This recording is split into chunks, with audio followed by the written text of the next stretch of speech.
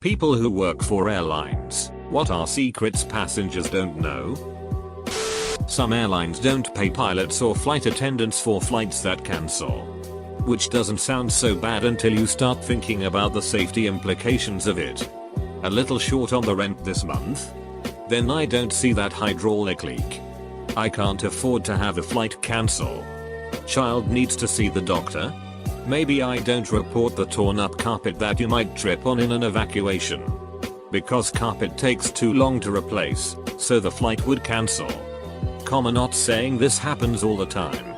Because most crews are true professionals and can put their job ahead of their paycheck.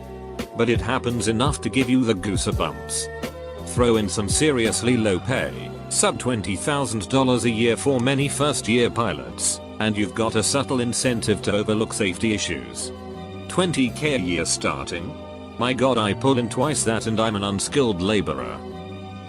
You are able to unlock airplane lavatories from the outside. There is usually a lock mechanism concealed behind the no smoking badge on the door. Just lift the flap up and slide the bolt to unlock. Now I can open the door on people sheeting in a stall smaller than a phone booth while I'm surrounded by people. Thanks, guy. Bring in an open bag of or box of chocolates for the flight crew. Especially long flights, they'll treat you like a king for the whole flight. My sister is a flight attendant. She says after she tells everyone to turn off all electronics, she goes to the back and pulls out her phone and starts texting. I was a ramp agent for Delta. A lot of freight gets shipped on commercial flights. One of these items were always called HR on the radios. HR was an abbreviation for human remains. Some people die far away from where they want to get buried. They are packed in wood-framed boxes. So you would never know what was inside except by the strange shape of them. They were a rich to handle. People wait a bit. Add a casket and shipping container and you're looking at anywhere from 250 - 400 pounds. Also, the bin doors tend to be pretty narrow. Wrestling these things out of the plane was always a giant pain in the ass. HR in the middle bin of a mad dog, MD-90. Duck that. TLDR if you hear about an hour while flying Delta. It means there's a dead body in cargo. Edit, MD-90. It's been a while. When a plane is landing at night, they dim the interior lights in case you need to evacuate upon landing. Your eyes are already adjusted to the darkness so you'll be able to see better once outside the plane. I always thought it was so you'd fall asleep just as the ground violently comes up to meet you. You can bring mini bottles of liquor through TSA. If you want to save some dough but still booze a mile high, bring a few along. I miss the days of being able to bring handles of booze through security.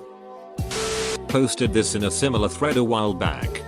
I have a friend who's a commercial pilot.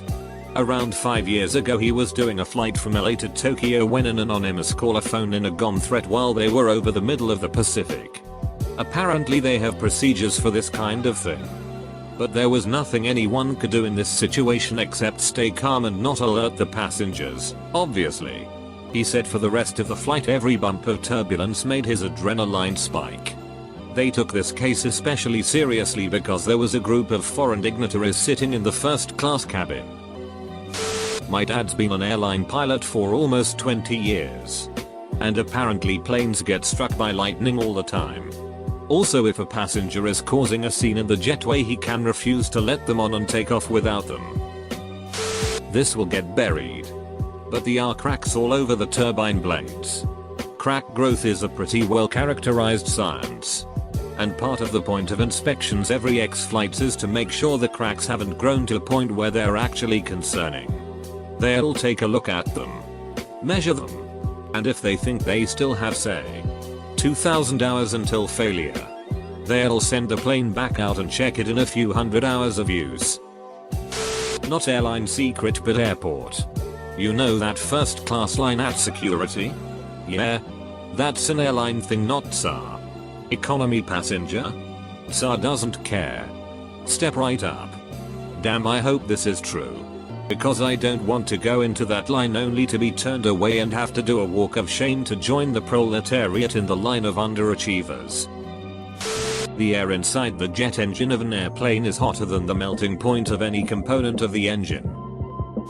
The tail rotor diameter of a Robinson R-22 helicopter is 3 feet 6 inches. This is because that was as wide as Frank Robinson's kitchen oven would go, where he had to bake the first rotor. It hasn't been changed. Women, if you pack a toy in your bag, take the batteries out. Because if I'm loading your bag and I hear it vibrating, I have to tell my lead. Then my lead has to come pull you off the aircraft and you have to open your bag and turn off your toy in front of a bunch of giggling grown-ass men. Your bags are thrown and dropped very frequently. Then they are put in tiny cargo compartments, where 50-150 other bags are set on top of them. Then they slide around until you land. Then they are dropped and thrown, and finally, you retrieve them. This is no secret. Seriously. You can see it from the terminal. Airlines barely make any money. On 40 billion of revenue, less than 1 billion in profit. You may complain about ticket prices, but not a lot of profit is being made. When you experience a hard landing in bad weather, it wasn't because of a lack of pilot skills, but it is in fact intentional. If the runway is covered in water, the airplane has to touch down hard in order to puncture the water layer and prevent aquaplaning. Mobile electronic devices won't really bring an airplane down, but they can be really annoying to pilots. Just imagine sitting in the flight deck descending to your destination and hearing the interference of a 100+ cell phones picking up a signal. I have missed a clearance or two that way. The air you breathe on an airplane is actually compressed air taken from the engines. A large portion, 25% to 50%, is blown in the flight deck. The rest is for the passengers. The air leaves the airplane via a small hole in the back of the fuselage.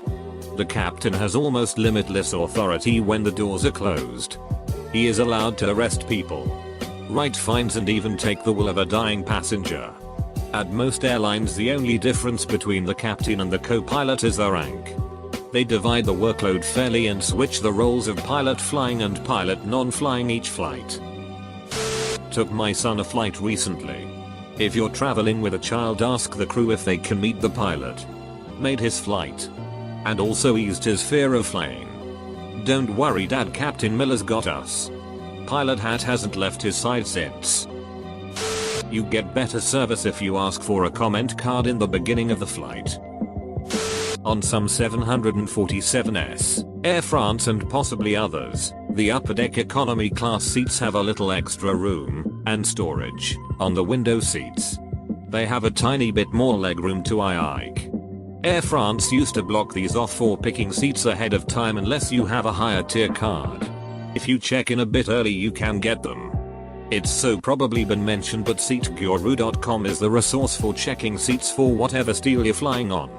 Edit. Additionally, if you order any kind of special meal, you get your meal first.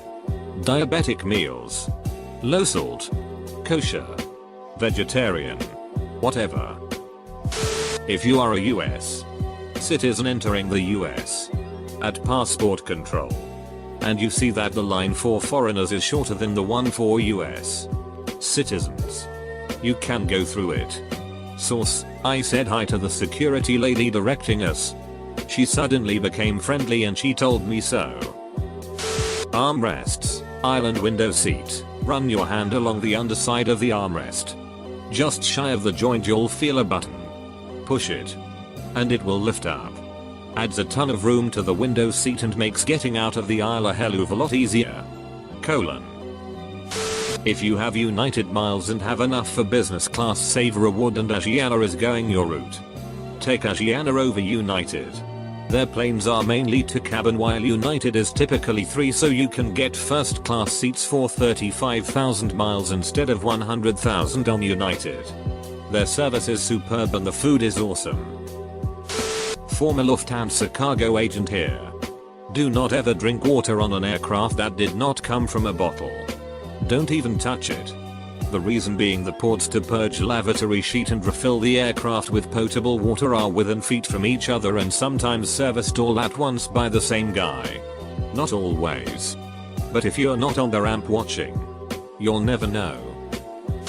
Worked as a ramp agent for Ryanair in London Stansted. Every day without fail a bag would come down from the check-in desk through the conveyor system, hit the bottom and start vibrating. Everyone knew why, and the source of the vibrating had to be found. 100% of the time a dildo. This means reading the passenger's name and flight information and boarding the plane to request the passenger to step off the plane and open their bag with around 6-7 other ramp agents watching. It was the only fun we had, as they opened the bag and pull out all sorts of different vibrators. Thinking back to it, it was kind of evil, haha, but definitely funny as hell. My advice, ladies and gents, don't leave the batteries in your vibrator when going on holiday, or you could be next. Also, pack fragile items well, that is, guitars and golf clubs.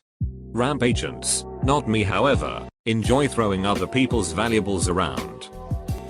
I don't know if this would be considered a secret or not, but when I was a kid my dad's company used to do an annual Christmas party where all the employees' families came to the hangar, and all the kids would board the plane and play around, especially with the intercom thing. Oh, also Santa came in a fire truck. But then 9/11 happened. I work for the cargo side of an airline. You'd be surprised what is in the hold beneath your feet. All sorts of dangerous goods such as flammable compressed gas, corrosive materials, and toxic substances. Supercars, I regularly book these on flights for RS, Aston Martin, Lamborghini and even a Bugatti.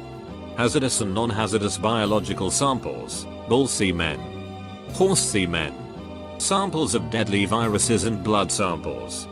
Animals, dogs, cats, lizards, horses, and we shipped a baby gorilla for a breeding program in Brazil. Food, I had to book 1 carton of ice cream from the UK to Dubai. Pastries, chocolate, fruit and vegetables. Weird stuff. 300 tons of sand from Copenhagen to Dubai and weapons.